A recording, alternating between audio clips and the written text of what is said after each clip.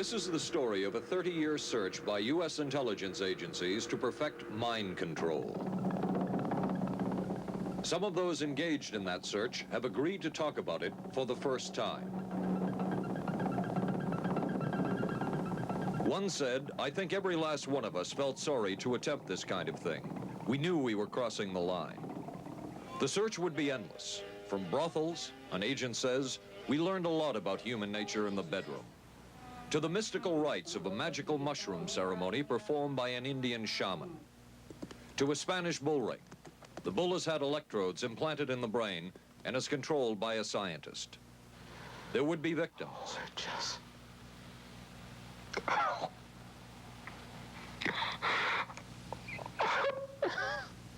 One intelligence agency tried to peel this man's mind back to reveal its deepest secrets. I'll live through it. I'll live through it. This man worked on some of these programs. He would write of his work, "It was fun, fun, fun." This is the story of the search for mind control. ABC News Close-Up, Mission Mind Control. With ABC News correspondent, Paul Altmeyer. Flight 017, now boarding at 8. Mark? Anne. It's been ages. Can I buy you? Allow me. 2 Michelob Lights. Michelob makes a light beer? Perfect. The good taste of Michelob Light. Don't just compare it to other light beers. Compare it to your regular beer. It's that good. You always did go first class. Your ticket to San Francisco. Thank you. San Francisco? You too? Good taste runs in the family. Mrs. Cooper, I need help. With all these different dog foods, I don't know what kind to feed him. Dry, soft. Honey, it's not the form, it's the formula. Those are for any dog, young, old, whatever. But Cycle 2 dog food is especially for dogs ages 1 to 7, like mine. The Cycle 2 formula has just what dogs in their active years need to help stay healthy. And happy. With Cycle, I know what to feed him. Now get Cycle 2 in 25-pound bags. We are not professing to tell you the complete story of these activities. We are professing to tell you the complete story that we know. Right. But these records that we've uncovered don't tell the story. They tell pieces of it. This is a story that has been told in bits and pieces. This is an attempt to pull most of it together. We know we don't have the full story. We do, however, have some striking new revelations and insights. The story begins here, just off the nation's front yard, the Mall. The buildings behind me were the headquarters for the World War II Office of Strategic Services. It was here that the first halting steps toward mind control began. The shaper and molder of OSS was General Wild Bill Donovan. He said of his group's work, "We may have made mistakes, but we were not afraid to try things that were never done before." In this anything-goes atmosphere, Donovan appointed this man, Stanley Lovell, a Boston industrialist, to break new ground in many scientific and technical fields. Donovan called Lovell his Dr. Moriarty, after the fiendish professor in Sherlock Holmes. Lovell liked the name and posed for this Saturday Evening Post photo. He later wrote of his OSS job that it was, quote, to stimulate the Peck's bad boy beneath the surface of every American scientist and to say to him, throw all of your normal law-abiding concepts out of the window. Here's a chance to raise merry hell. It was in this atmosphere that the search for mind control began. This bizarre man would be an active participant in that search over the next 2 decades. His name is George White, an OSS captain who had formerly been with the Bureau of Narcotics. In his diary, seen here publicly for the first time, White left a legacy of the darker side of American intelligence work. He received his early OSS training at the British-run school at Oshawa, Canada, the same school where Ian Fleming, the creator of James Bond, was trained. White referred to the school in his diaries as the Oshawa School of Mayhem and Murder. Mike Burke, former OSS colleague of White's and now president of Madison Square Garden Center. Very compelling fellow, mysterious fellow, almost mystical fellow. He was fascinating because you knew something about him, but not enough about him to really get a fix on him. He also knew a great deal about the swifter elements of society, the gamier side of life, and he was very impressive in his technical knowledge of the underworld, so to speak. He said one of our men gets beat up. He says, you have to act real fast and teach these guys a lesson. Charles Siragusa, a former narcotics officer and friend of White's. He'll come around, he says, and break your kneecaps. And with that, one guy laughed, and George would always have a little Billy with him. And this one guy sort of naked. George White turned around and whapped him across the neck with it.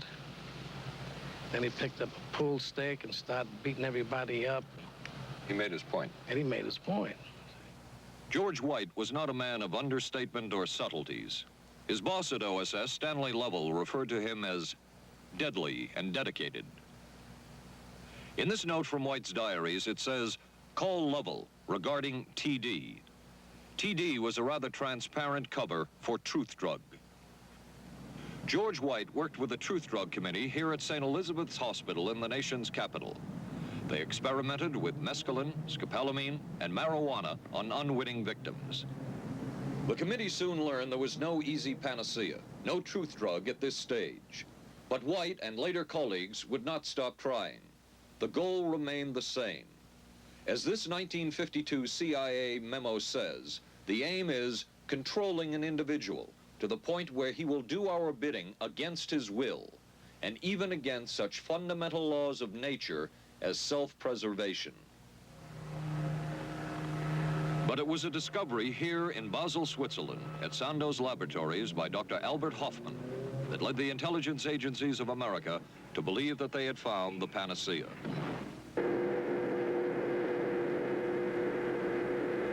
The discovery was lysergic acid diethylamide, LSD. The film that you see is considered by many experts to be the closest illustration of the effects of a hallucinogenic. It was one of the first times that anybody had run into a powerful drug that was different than anything else that they knew anything about. John Gittinger, recently retired chief psychologist for the CIA. This is the first time Gittinger has been interviewed publicly. We could disable a whole city by putting a very small amount on a water supply. After all of these years of us, those of us who were involved in looking for this secret drug, this was the only thing that began to look for the first time like it might be something like that. The CIA's interest in LSD was intense. The worry was that the Russians would get hold of it. Were the Soviets into LSD?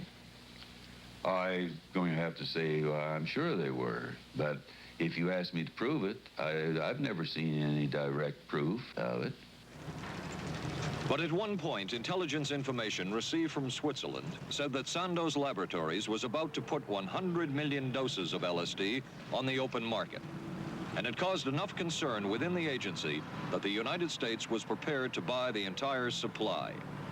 However, a slight mistake had been made. The mistake is made public for the first time. I just found out on a new CIA document that there were no such large quantities of LSD on the market. John Marks has filed numerous Freedom of Information suits against the CIA and has unearthed much new material. He is the author of The Search for the Manchurian Candidate, a history of intelligence agency work with mind control. He is a consultant for this report. What happened is that there was a military attaché in Switzerland, an American officer, who got milligrams and kilograms mixed up. In other words, he made a mistake of thinking 1/1000th of a gram was the same as 1,000 grams, which is a mistake of 1,000,000 times. So when the CIA got the intelligence that there were 100 million doses on the market, in fact, there were 100 doses. The man who would oversee the CIA's research into drugs and most of the agency's behavior programs is this man, Dr. Sidney Gottlieb, a chemist. Dr. Gottlieb declined ABC News' request for an interview. In their never-ending search for the miracle weapon, CIA operatives searched here in the remote mountain areas of southern Mexico for what up to then had been considered a myth, magic mushrooms. They used this man, a part-time chemist for the CIA, to dupe this man, a vice president of a bank, and an amateur mycologist or mushroom expert to try to get to the magic mushrooms and turn them into a drug. But it would be the amateur, R. Gordon Wasson and his colleagues, who would win the race and develop the drug psilocybin from the magic mushrooms. We went into the Mazatec area, far from the highways, remote from Mexico City. There we found that rotten bagasse, as it's called, bagasso, covered with mushrooms. These mushrooms I didn't know, had never seen. They were the sacred mushrooms. Wasson would also discover and record the ancient mystical rites of the mushrooms from a local shaman or magical priestess, Maria Sabina. And we were seeing incredible sights. They would go slowly or they would go fast as I ordained. All your senses are rendered acute. We say that you see visions, you see hallucinations, but that doesn't begin to tell the story. The hallucinations are only part of it. You hear sounds, you smell things. The night was thrilling. Word of Wasson's discovery reached the CIA quickly. Dr. James Moore, a University of Delaware chemist, secretly served the CIA preparing deadly chemicals on short notice. Moore was instructed to get close to Wasson and accompany him on another trip to Mexico to get the magic mushrooms. Internal documents show the CIA felt a drug derived from the mushrooms could remain an agency secret. What in the world were they looking for with the magic mushrooms? I think the best answer to that is that they were looking for fundamental information on compounds that would be capable of causing changes in behavior, changes in mental attitude. Did you ever consider what would have happened if any of these substances were given to, say, unwitting people? Oh, I don't remember having considered that specifically. What if you, I trust perhaps you've thought about it. Well, I haven't worried about it. Your question again, what would I have thought had I known that any of these substances would have been given to unwitting persons? You mean a hostile agent of another government? No, I mean that was probably one of the things I had in mind. I mean testing it out on an American citizen. I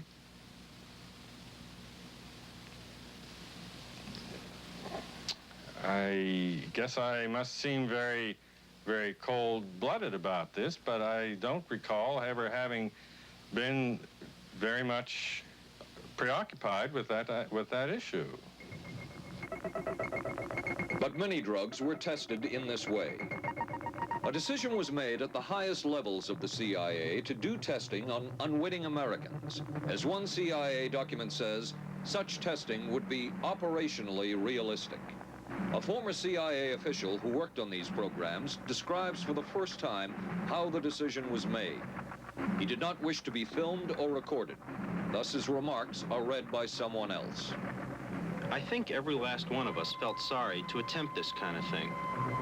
We knew we were crossing a line. Every decent kid knows he shouldn't steal, but he does it sometimes. We knew damn well we didn't want anyone else to know what we were doing. The decision was made to do testing on unwitting victims. It was decided they should be on the fringes of society because they were most vulnerable. It was the borderline underworld, prostitutes, drug addicts, and other small-timers who would be powerless to seek any kind of revenge in case they found out. And as their predecessors had a decade earlier, the CIA turned to George White for help. White was now a high-ranking narcotics official, and by this time, the stories about George White were legendary.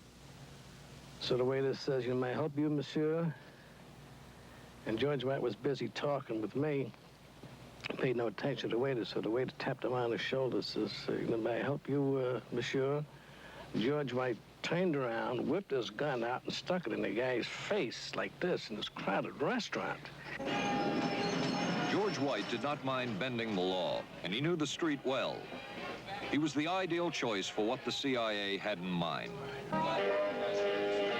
We were Ivy League, white, middle class. We were naive, totally naive about this, and he felt pretty expert. He knew the whores, the pimps, the people who brought in the drugs. White set up so-called safe houses for the CIA in New York, here in Greenwich Village, and later in San Francisco, in this hotel, and in an apartment atop Telegraph Hill with a commanding view of San Francisco Bay. While the existence of these safe houses was disclosed last year, details of what took place within them has not been told. A former CIA official who worked in the safe houses reveals that they were used not only for drug testing, but to study sexual behavior and how it could be used to manipulate people. We did quite a study of prostitutes and their behavior. How do you take a woman who is willing to use her body to get money out of a guy to get him to talk about things which are much more important, like state secrets? We learned a lot about human nature in the bedroom. We started to pick up knowledge that could be used in operations. There would be victims in all of this, but as the agency knew, they couldn't fight back. Some entries from George White's diaries. Clarice gets horrors. Janet, sky high. As one agency memo says, we have no answer to the moral question. The safe houses were not the only testing grounds. Millions of dollars would be spent on LSD research at universities throughout the country. And word would begin to spread on campus about this so-called mind-blowing drug. And suddenly, there was the counterculture of the 60s. I give the CIA a total credit for sponsoring and initiating the entire consciousness movement, counterculture events of the 1960s. Dr. Timothy Leary, the 1960s Johnny Appleseed of LSD. The CIA funded and supported and encouraged hundreds of young psychiatrists to experiment with this drug. The fallout from that was that the young psychologists began taking it themselves, discovering that it was an intelligence-enhancing, consciousness-raising experience. I know that some of the studies in which the CIA had supported used as subjects people who later became strong proselytizers of LSD. So, you know, in that sense, yes, I think it did sustain the perpetuation of the use of the drug. And it's rather ironic, isn't it? The counter case that I would make in relationship to that is to remember that the people who were doing the research were people who would be doing the research regardless of who was the sponsor. I don't think anybody working in that time in the remotest ever thought that it would blow up into the kind of thing that it did.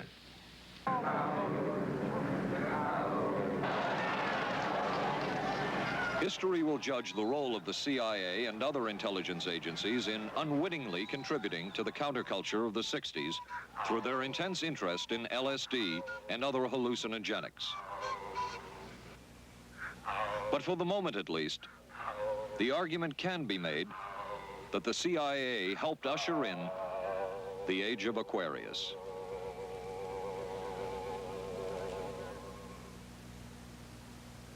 ABC News Close-Up will continue in a moment. Being careful about my body doesn't just mean major things like regular breast exams. I'm even careful about pain relievers. Plain aspirin sometimes upset my stomach, so I use Bufferin. It adds protection. I'm careful about what goes into my body. Bufferin gives me an added relief action I want. Tylenol doesn't. Only one leading tablet has both, an added relief action in many cases that Tylenol never provides, and protection ingredients, Bufferin. Now I'm careful to get both with Bufferin. Your sink trap's clogged with grease. Use Crystal Drano. I'll pour in liquid plumber. Don't. It may not work on that grease clog. No? Crystal Drano will. Look, liquid plumber's quiet. It's not melting that grease. But Drano is. It broke through. Will Drano hurt metal pipes? No. So liquid plumber didn't break that grease clog. I'm switching to Drano. To make clogs go, better use Drano. Saturday, live on ABC. the Forest Hills Men's Invitational from the legendary West Side Tennis Club. Then live, third round coverage of the most prestigious ladies golf event. Hollis Stacey goes for her third straight U.S. Women's Open title. And red-hot Nancy Lopez shoots for her elusive first Open victory. And on ABC's Wide World of Sports, rodeo excitement from the Wild West, plus high speeds, high thrills, hydroplane action, championship tennis, golf, and ABC's Wide World of Sports, Saturday.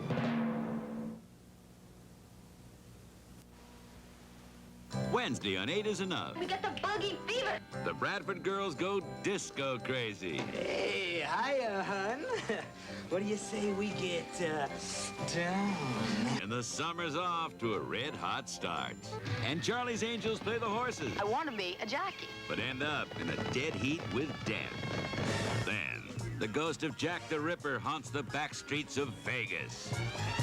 Tomorrow, starting at 8, 7 Central and Mountain on ABC.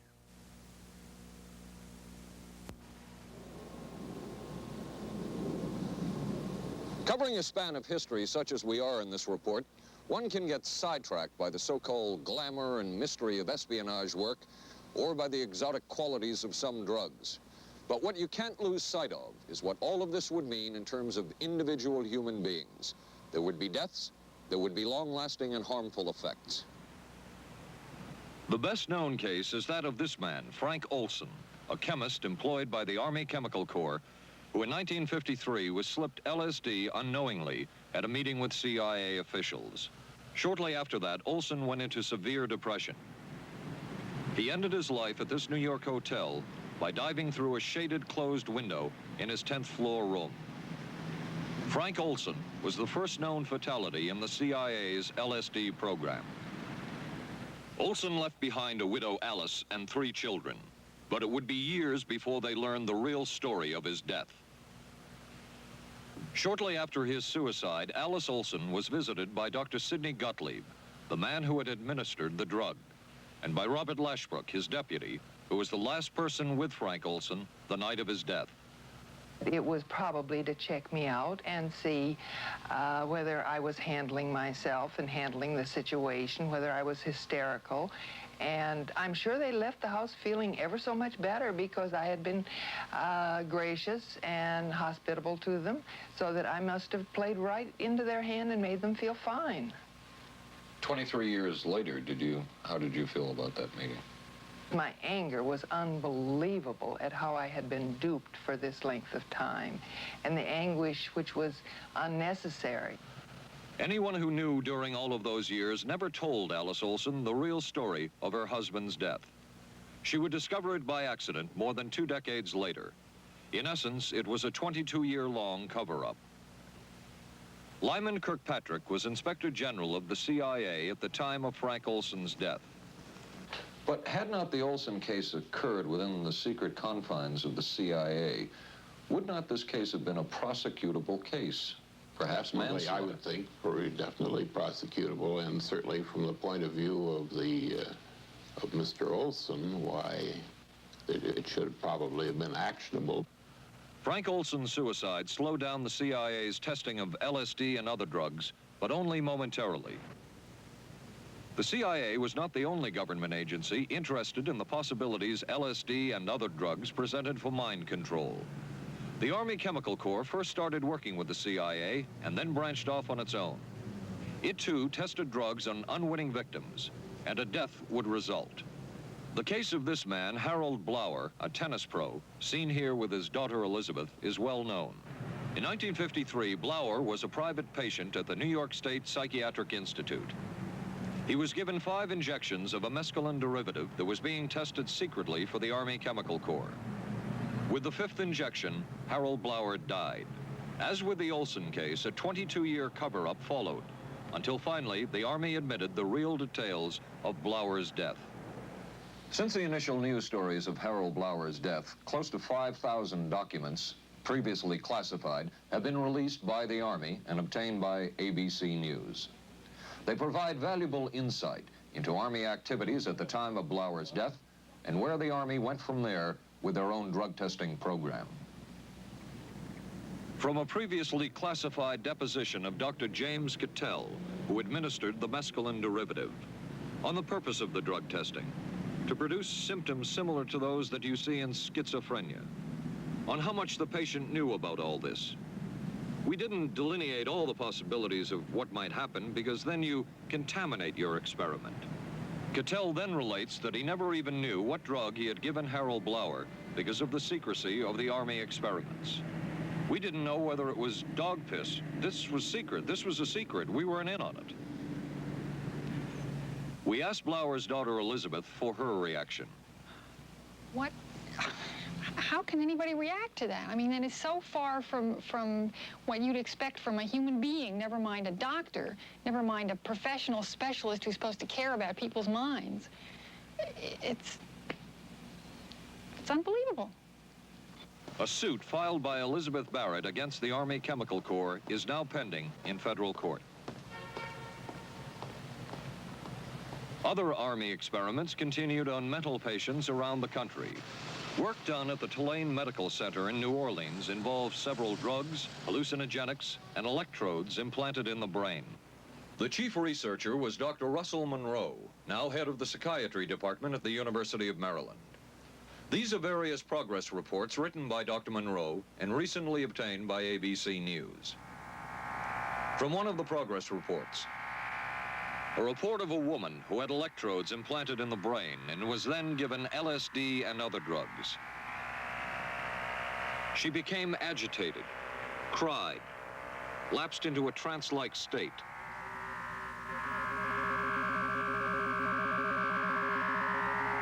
Felt as if she were about to have a convulsion, experienced waves of darkness and light,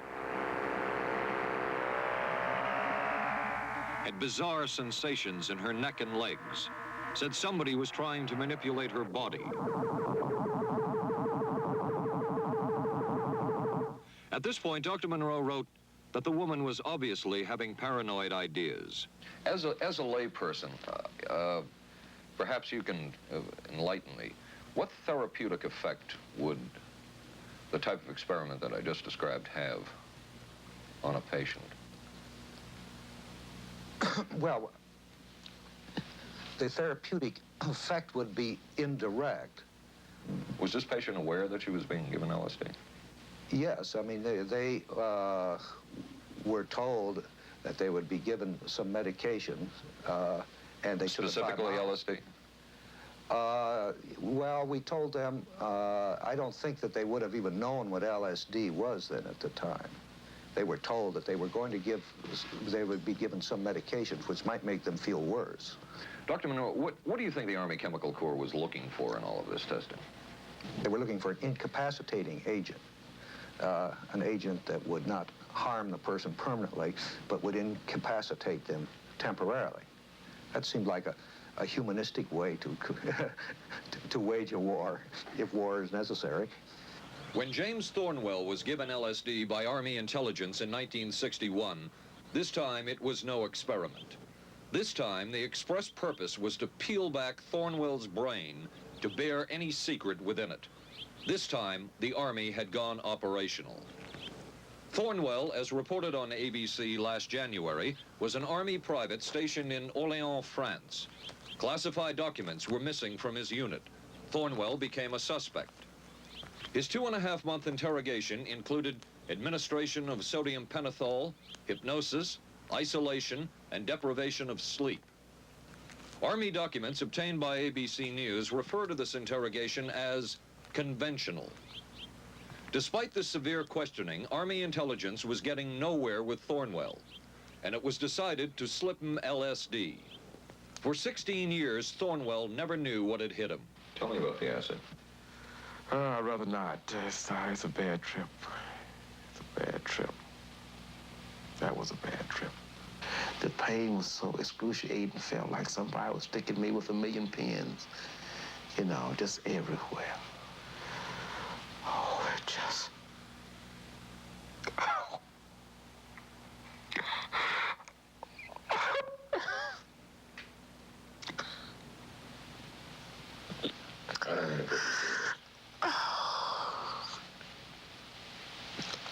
You want to stop for me?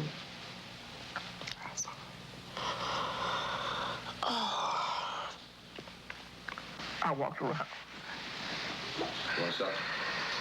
Oh, I can talk.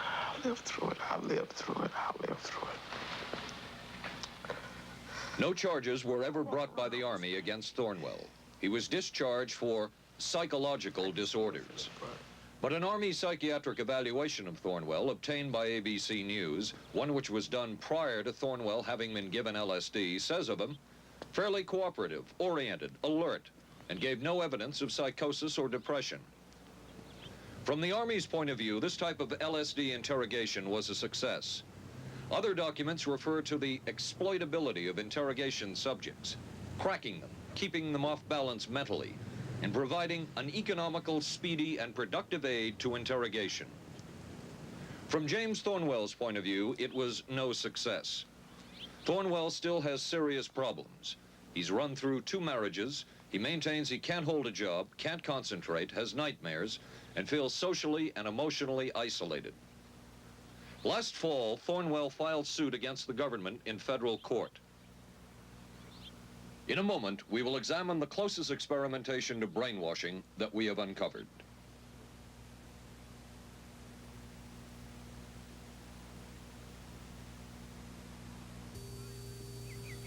Oh, for crying out loud. Something wrong, Will? You pick up a paper these days, you learn life isn't as simple as it used to be, and neither's food. Is that why you eat grape nut cereal? Yep, you couldn't ask for a simpler cereal. Wheat and barley, vitamins added, no preservatives. Sure looks simple. It's got a natural nutty taste. What's good for breakfast, guys? How about something nice and simple? Grape nuts, the simple cereal.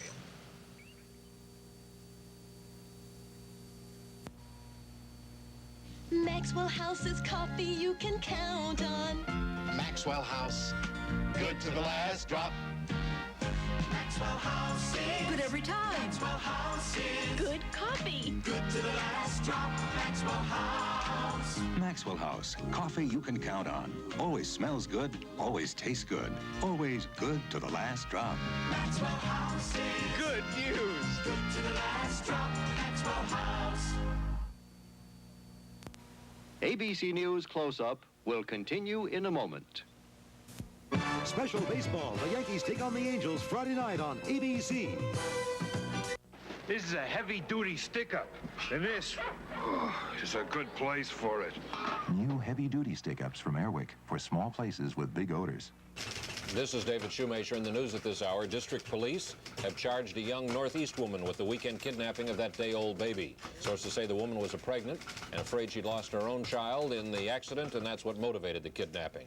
'Twas the night before Skylab, and we'll have the latest on its fate and ours. Testimony before Congress today on battered wives. Some of the victims are battered wives. A rock and roll star put on probation for income tax evasion. The condition is he must put on 1,000 hours of concerts for charities. And we'll be talking with a local teenager who won a gold medal at the Pan Am Games. Join us at 11.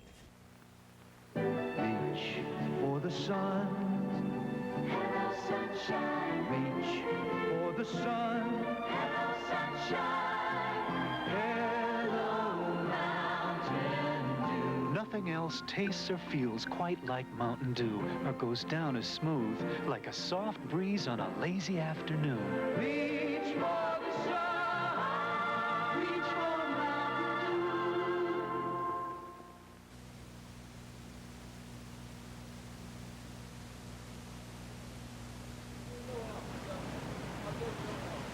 By far, the most chilling experiments we have uncovered took place at this Gothic estate called Ravenscrag, halfway up Mount Royal in Montreal. It houses the Allen Memorial Institute of Psychiatry of McGill University. It was here that the CIA funded a series of experiments, severe experiments. The work was done by the Institute's then director, Dr. Ewan Cameron. It is the closest experimentation to brainwashing yet disclosed. His work, unprecedented in psychiatry, consisted of 3 areas which he called sleep therapy, psychic driving, and the ultimate depatterning. Dr. Maurice Dongier, current head of the Allen Memorial Institute. In his psychic driving, so-called type of therapy, he would give the patient intensive electric treatment in order to make the patient regress deeply, become forgetful. and then he would attempt to implant new ideas in the mind of the patient. Now, to a layman, it would appear that Dr. Cameron was trying to take the slate and wipe it clean, the slate being the mind. In other words, brainwashing. Exactly, that's a very good comparison. Brainwashing. Yes, if you like. Val Orlico of Winnipeg, Canada, the wife of a member of the Canadian Parliament, was a patient of Dr. Cameron's. She entered the Allen Memorial Institute because of severe depression. She describes for the first time publicly the LSD therapy and psychic driving treatment that she was given by Dr. Cameron. And then the drug began to take hold very rapidly because it was an IV injection. And things became very furry and very frightening, and had a lot of sensations that it's very difficult to recall. Nobody explained it to me. Nobody ever asked me if I was willing to do it or anything. He had this feeling that he would be able to get through the resistance of illness and to reach deep changes very quickly. Did he? I don't think that when you look at that in retrospect, the hopes that he had have been in any way fulfilled. But Cameron would plunge on. The next step was what he called psychic driving. This involved almost endless tape-recorded messages and more drugs for the patient. Cameron wrote that this was the way to make direct control changes in personality. I thought this was the coldest and most impersonal treatment that anybody could give to anybody in the world. And I became more and more despondent and more angry. I just became so despondent that I thought I can't live like this any longer. And I thought I would just go out and throw myself underneath the cars on McGregor. I stood on the curb of that street and I stood there and I thought, okay, go. Okay, go. And then I thought, what if you're not killed? What if you're just maimed? What if you don't die and you live and you can't even talk anymore? And I couldn't do it. The most severe technique Cameron used was de-patterning. He described it as breaking up the existing patterns of behavior by means of intensive electroshock therapy with prolonged periods of sleep.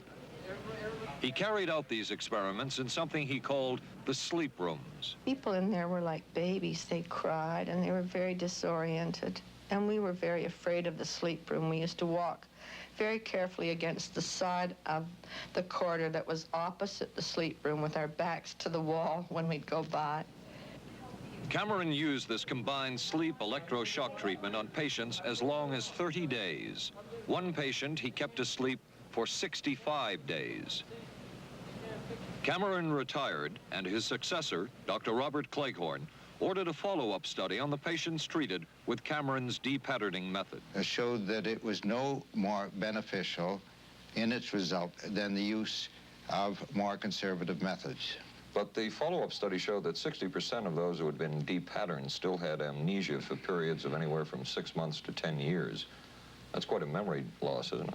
That is a memory loss. Indeed it is. It's I think, more than desirable. In retrospect, does Dr. Cameron's experimentation and his treatment appear harsh? I would say yes. I mean, this forceful type of approach that I was describing to you is definitely, it can be said that it's harsh.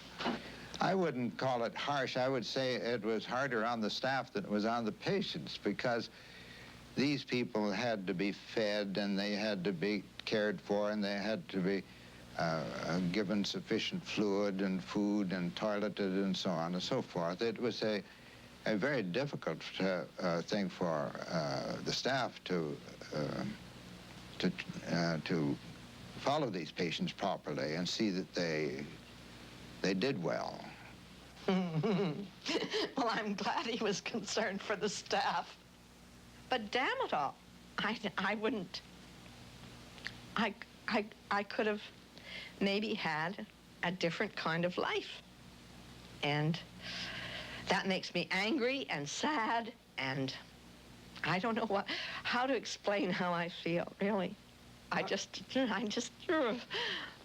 How did you feel when you learned that Dr. Cameron's experimentation was financed by the CIA? Well, I thought, oh, I can't even use the word that I thought, because I thought, that bastard. And he was too smart. He knew who he was working for.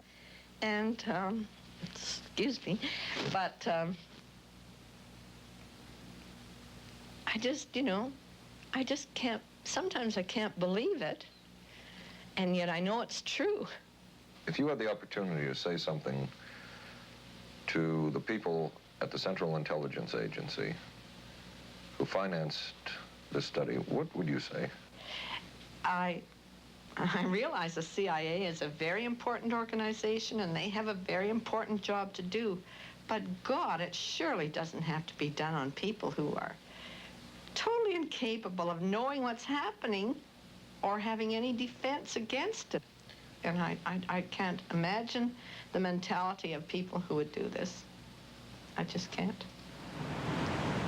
As for Dr. Cameron, he died in 1966 while mountain climbing.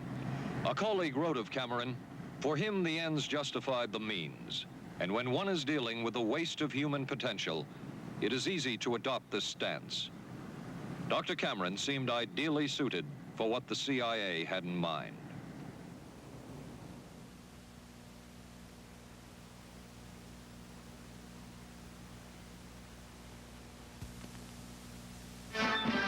America is adapting to the shape of things to come. Triumph TR7 with 5-speed transmission or optional automatic. Wide steel belted radials, front disc brakes, front end spoiler, rack and pinion steering. Triumph TR7. No other sports car looks like it. No other sports car drives like it. Triumph TR7. The shape. Hey, don't worry. They just got lucky. I'm sorry. I let us down. Forget it. We'll beat them next week. No, I really let us down. Come on. How about a Michelob Light, huh? Michelob makes a light beer? Sure. The good taste of Michelob Light. Don't just compare it to other light beers. Compare it to your regular beer. It's that good. This Michelob Light is great. Hey, you know what our real problem was today? Yeah, you were terrible. Good taste runs in the family. The many roles I play call for many hairstyles. So I use hot curlers, blow dryers, things that can be brutal to hair. I switched from one conditioner to another looking for help. Then came Alberto VO5 hot oil treatment. It works just like a salon hot oil treatment, but takes less time and money. I just heat a tube, smooth it in, and shampoo. My hair's left silky, shiny, more manageable than I ever dreamed. Alberto VO5 hot oil treatment. I'll never switch again. Thursday. I could move a few of my things over this morning.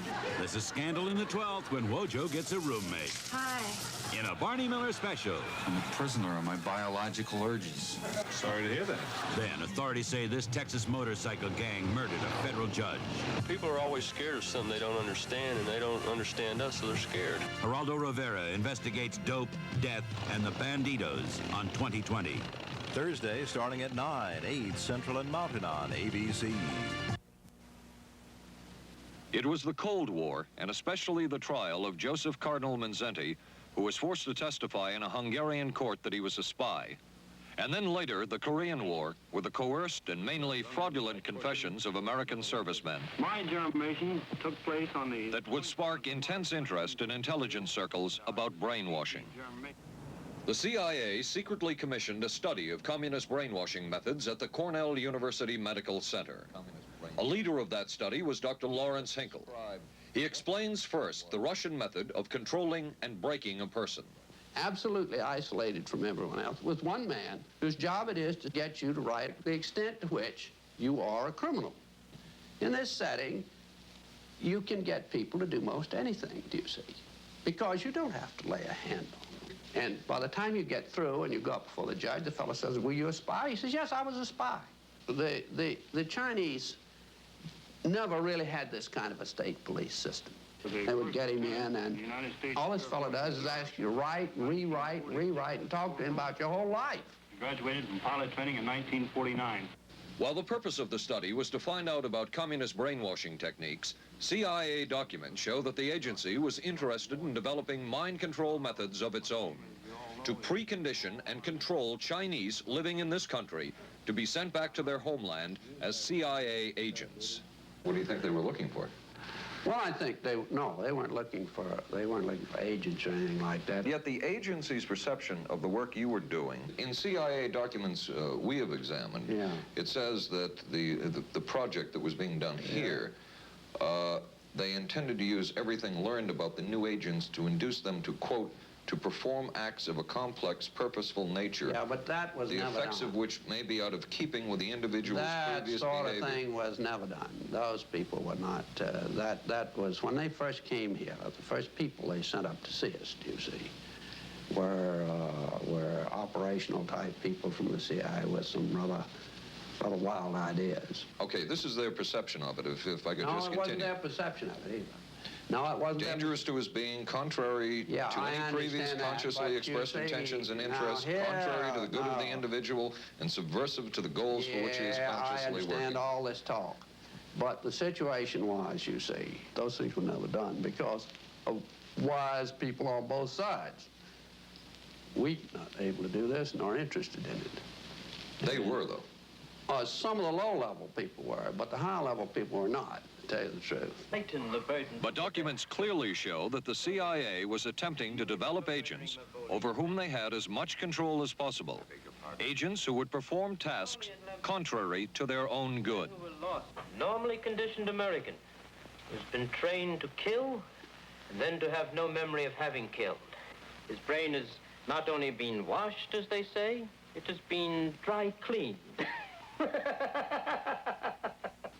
Is a Manchurian candidate, controlled by others to do things against his will, possible? It was a remarkable film because, as far as I'm concerned, it made something totally impossible seem absolutely credible. I would say the answer is yes, but there are many qualifications to that. Dr. Milton Klein, a psychologist, a clinical and experimental hypnotist, and unpaid consultant to the CIA. The qualifications would be the subject selected to produce the kind of behavior that you wish, the amount of time, the procedures that are utilized, and the motivations of the people who are designing, executing, and administering the procedures. You're asking whether an individual can be, under hypnosis, influenced, coerced, persuaded, shaped to perform an antisocial act, or a destructive act, or an act of violence. My answer would be yes. Captain Marco, will you be good enough to lend Raymond your pistol, please? Yes, ma'am.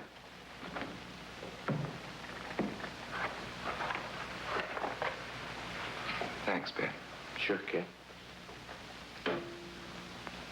Shoot Bobby, Raymond. Through the forehead. Yes, ma'am.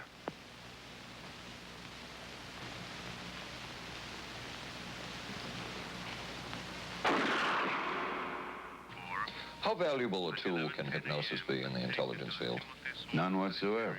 It has absolutely no use because nobody's ever been able to do that I know of, do it in an operationally feasible way. I'm not in any way saying that hypnosis doesn't take place. I'm not saying there's nothing to it. I would say that most government agencies concerned with intelligence operations have been looking to hypnosis as a tool for a variety of purposes, one of which is to carry out and to execute certain intelligence operations on a basis where they would not have to rely completely on some of their own emotional reactions. Actually, would that entail murder? It could, if you consider that an act of killing someone under circumstances of war is murder. I think one has to define what that means. Under circumstances of peace? Under circumstances of peace, it would be murder. Another former CIA agent says that Fidel Castro at one time was considered as a possible target for a Manchurian candidate. Castro was naturally our discussion point.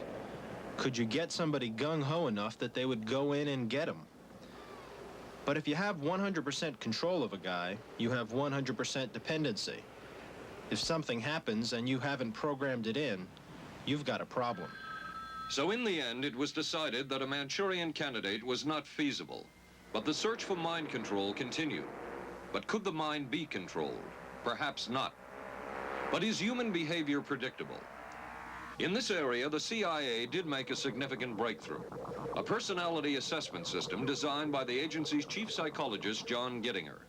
It comes close to being able to predict how humans will behave. It's really a descriptive system, an attempt to try to describe personality in a relatively systematic way so that hopefully you can get some kind of an idea to predict what the behavior between different kinds of individuals. Gittinger's system had many uses in intelligence work. One was to draw personality portraits of world leaders. Using Gittinger's system, the agency concluded the Shah of Iran is a brilliant but dangerous megalomaniac whose basic problems resulted from an overbearing father. And there were other applications.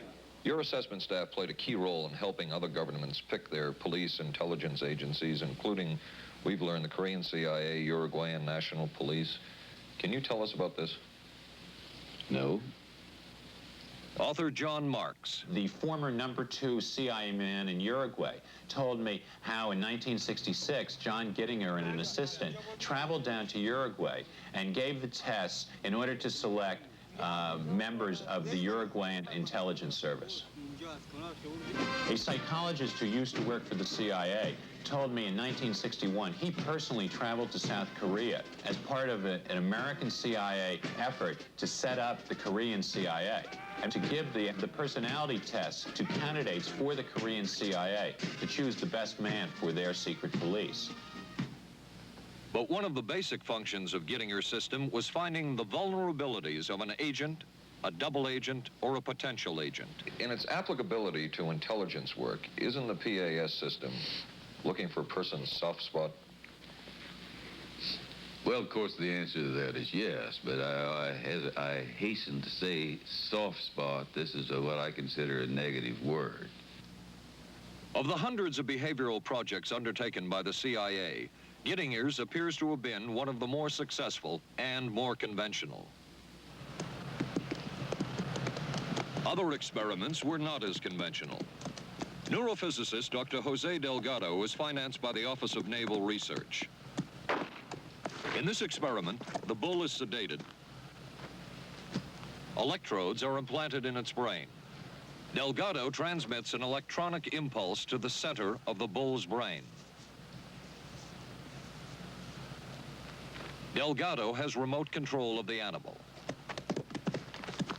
Recently released CIA documents refer to the feasibility of remote control of animals and that special investigations will be conducted toward the application of selected elements of these techniques to man.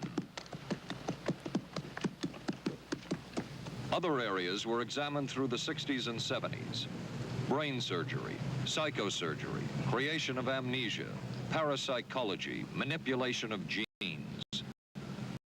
Even though past and present CIA officials have indicated this kind of work ended in 1963.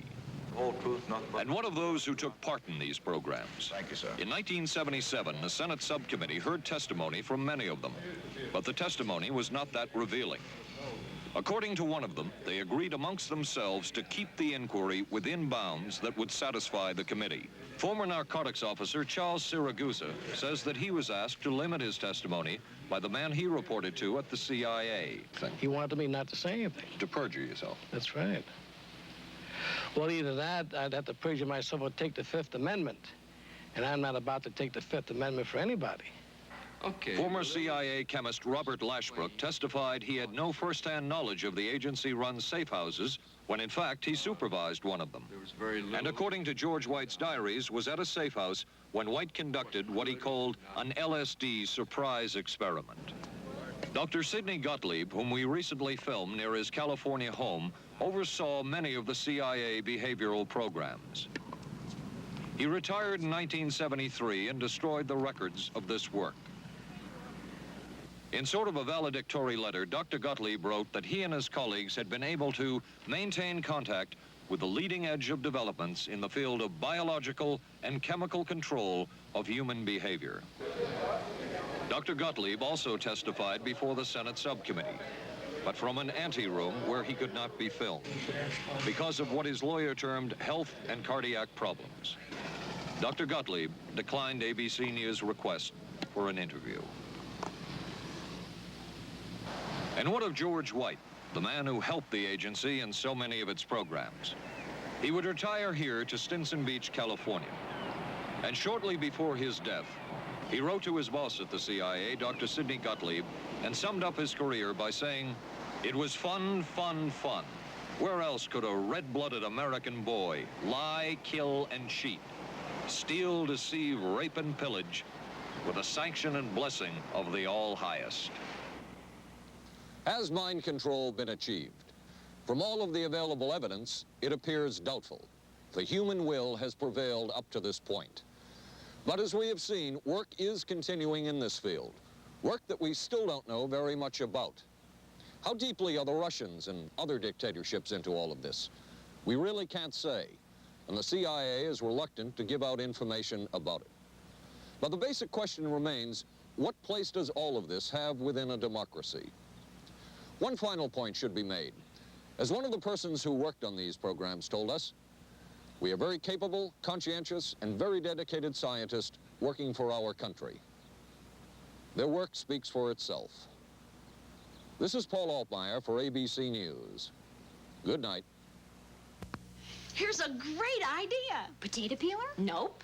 Hair curler. It's Vanish Bowl Freshener. Freshness in a snap. Snap it under the rim and it freshens 2 ways. It's always there to freshen. Then when water hits it, extra deodorizer and detergents are released, working best when and where you need it. When the bowl's fresh, the bathroom's fresher. Snappy idea. Vanish bowl freshener.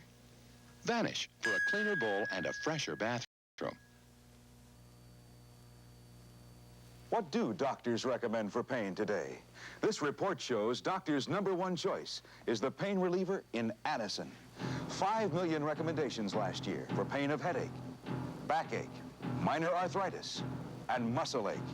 The ingredient in Anacin is the doctor's #1 choice. Anacin is strong, a special combination of medical ingredients free of stomach upset for millions everywhere. The ingredient in Anacin, doctor's #1 choice.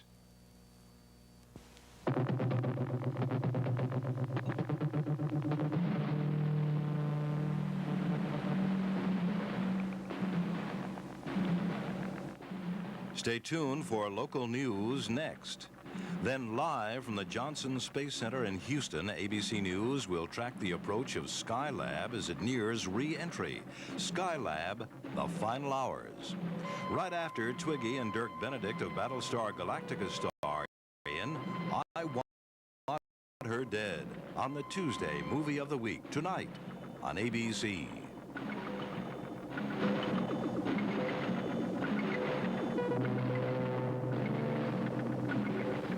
This has been a presentation of ABC News.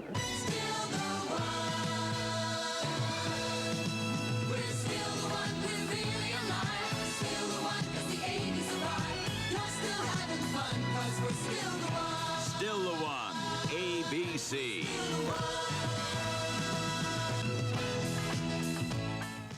Skylab nears its final orbit. An arrest in the kidnapping of that newborn baby. A rock star sentenced for income tax evasion, and a local gymnast talks about her winning performance in San Juan. News 7 is next. We were concerned about our monthly electric bills, so we called Pepco for help. They sent us this energy-wise home audit.